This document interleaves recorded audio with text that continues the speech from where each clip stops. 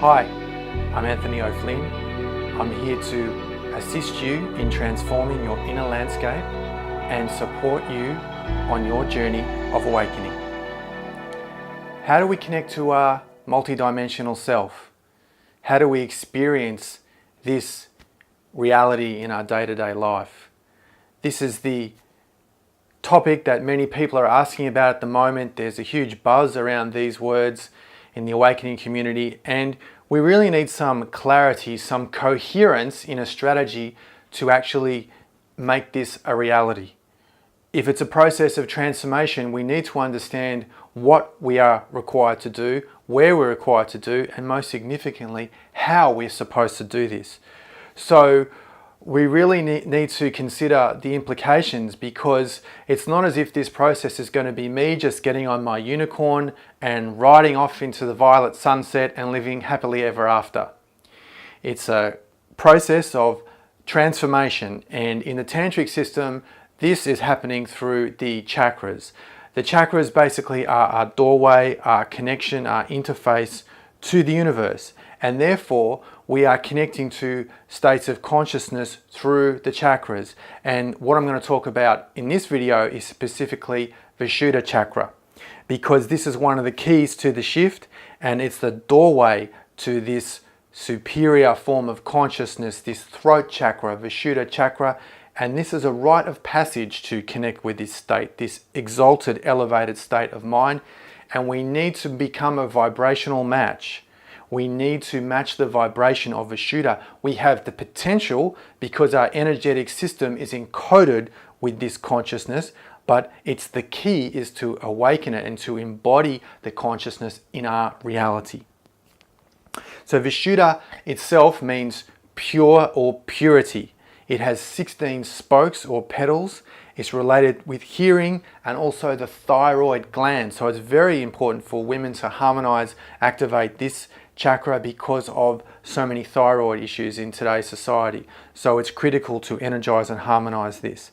Also related with the Akashic records. So it's basically having the construction of everything that has happened, that is happening, that will happen, vast concept, but it is locked in the sense that we need to have this vibrational match, this exalted way of being to actually access it. So obviously intuition, the real intuition, is part of the consciousness related with Vishuddha chakra, not the knowing of the heart or the guidance of the heart. That's something else which I'll come to in another video. But when we think of people that could project into Akasha, had this profound integration into prophecy, people like Nostradamus, like Edgar Cayce, like Mother Shipton, the big ones, they all had something very special to be able to foresee the future for real and have this prophecy. It's related with Vishuddha chakra. Significantly in regard to the shift, we have this displacement in space and time that is also connected to Vishuddha chakra. Our current experience of time on this planet, with past, present and future, this linear experience is effectively transformed in Vishuddha chakra, where the past, present and future are all occurring simultaneously. So we are also having this complete altered experience of what time exactly is, and also space. The idea of bilocation, the fact that when we're here we feel we're locked down into one particular area, one zone, this ability to move through both time and space is dramatically altered through the activation of Vishuddha chakra, and it creates a complete dislocation through the time-space vortex that we currently experience.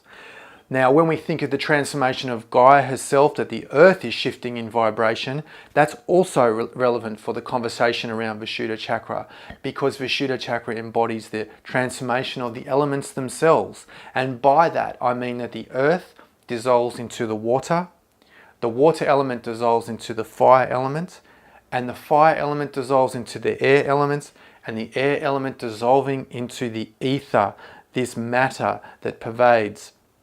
And so we have this dissolving of the elements, which is possibly part of this transformation that Gaia herself is undergoing. We also have the connection to knowledge and through knowledge can lead us to wisdom. And this is something that is very important in so much confusion in this awakening community today, that we have the correct information, that we have this knowledge that gives us a clear path, a true path to experience this reality of the paradigm shift. We also, of course, have speech related to this body, which this area of the body, which is connected to Vishuddha chakra. So some singers have a very, very open Vishuddha chakra. Classical singers, for example, this exalted way of using speech.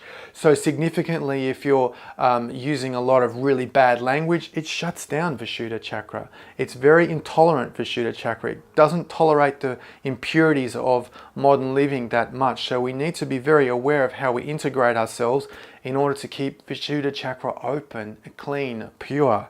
If we're a real malicious person going around backstabbing, gossiping about people all the time, simply closes Vishuddha chakra. Now who's responsible for that? Well, the person that's saying these things. So we need to be mindful of our speech, which is, of course, a very important part of many different classical spiritual traditions, because this speech is determining the house that we build for ourselves with our consciousness. Mercury is also related with Vishuddha chakra, this planet of communication, planet of speech, and also Jupiter, planet of wisdom, the teacher, this expanded Jupiterian approach to knowledge and ultimately to wisdom.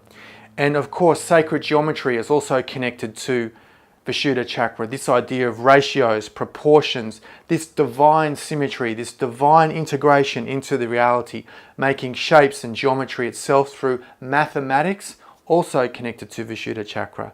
And music, divine music, not sort of like this lower hard rap music or thrash music or really hard rock music, but some exalted forms of music, such as some of the music that Vangelis has composed, some of the music Jean-Michel Jarre has composed, some classical music, having this very fast, very high vibration which resonates at the frequency of Vishuddha. Vishuddha also has this nectar of immortality, which is part of much of the arena of conversation about this immortality of humanity as we go through this shift. It has this connection to this, which I won't go into in this video, but just keep it in mind. There is this relationship between this divine nectar, this Amrita, and Vishuddha chakra. So it's a very sublime state of consciousness. It's a very vast sphere of consciousness, Vishuddha chakra, taking us into vast spheres of existence. And I'll be documenting more in the next video of the altered states of space and time, which are now becoming more apparent.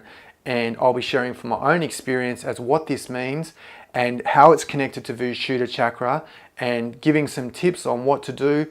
Next video is an important one. Stay tuned for that. And if you're watching this, you are the shift.